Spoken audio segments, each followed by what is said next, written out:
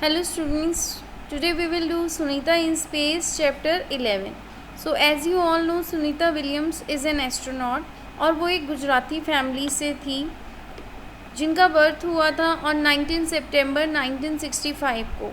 1969 में Neil Armstrong जो थे स्पेस में गए and he was the first man to walk on the moon.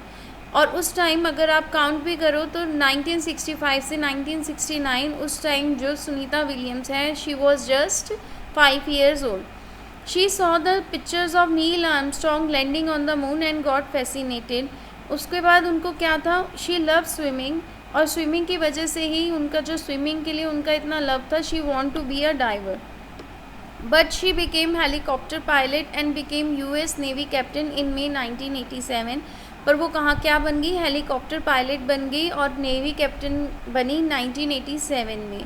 उन्होंने जब नेवी कैप्टन थी तो उन्होंने जो है 30 डिफरेंट एयरक्राफ्ट्स में क्या है, डिफरेंट एयरक्राफ्ट्स उन्होंने फ्लाई किए, उड़ाए।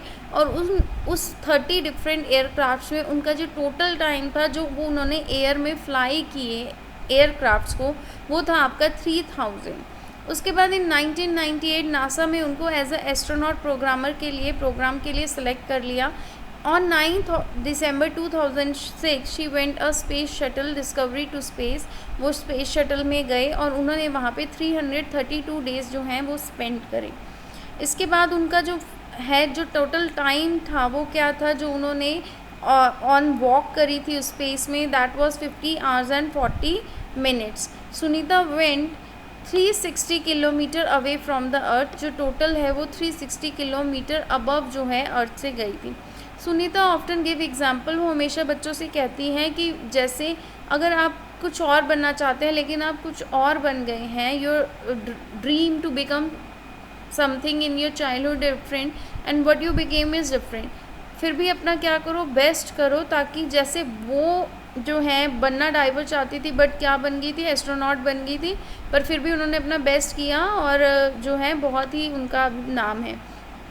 इन सितंबर 2007 शी विजिटेड इंडिया, वो इंडिया आई और शी वेंट टू साबरमती आश्रम एंड हर एंसेस्ट्रल विलेज, जहाँ पे उनके दादा दादी जो रहते थे वहाँ पे भी गई, झुलासा इन गुजरात। उनको क्या मिला, सरदार वल्लभ भाई पटेल विश्व प्रतिभा अवार्ड जो है उनको ये मिला।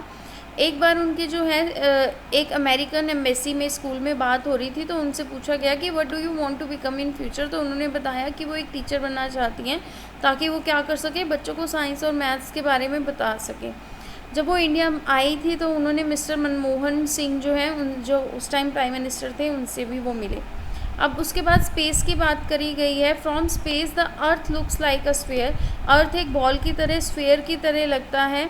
और जैसे कि आप ग्लोब की एक पिक्चर देखते हैं, ये ग्लोब की पिक्चर है, इसमें क्या है, अर्थ क्या लग रहा है, बॉल की तरह दिख रहा है।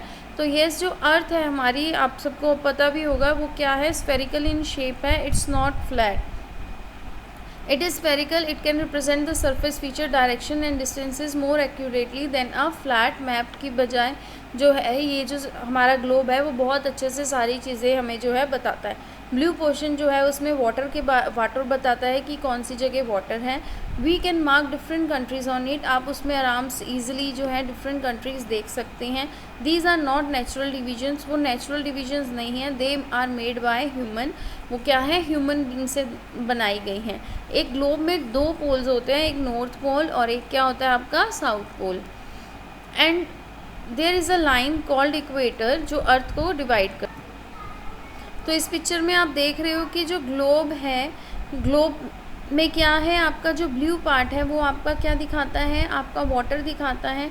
उसके बाद इसमें बड़ी सारी ये जो लाइंस हैं, these lines are all imaginary and human made. इसमें आप ओशंस देख सकते हो, डिफरेंट कंट्रीज़ देख सकते हो। Here you can see India, this is the location of India जो आपका अरेबियन सी के पास पड़ रहा है। तो इस तरह से आप ग्लोब में जो है आप इंडिया की लोकेशन बहुत ही अच्छे से देख सकते हो और ये फ्लैट मैप से ज़्यादा आसानी से आप हर पोजीशन समझ सकते हो। This blue line is an imaginary line जो नॉर्दर्न और साउथर्न पार्ट में क्या है, अर्थ को डिवाइड कर रहा है।